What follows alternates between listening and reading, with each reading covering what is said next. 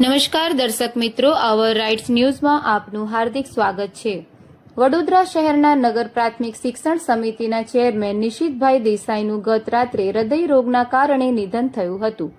જેમની આજે સવારે 11 કલાકે તેમના નિવાસસ્થાન અકોટાથી અંતિમ યાત્રા વડીવાડી સ્મશાન ખાતે લઈ જવાઈ હતી, જેમાં વડોદરા શહેરના દિગ્ગજ નેતાઓ આ અંતિમ યાત્રામાં જોડાયા હતા, સાથે જ કાઉન્સિલરો અને હોદ્દેદારોએ હાજરી આપી હતી।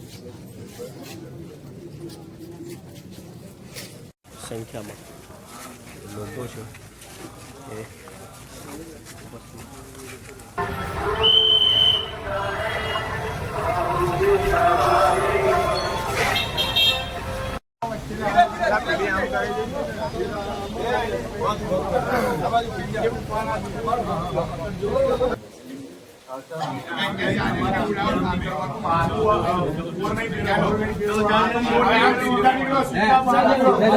ચાલો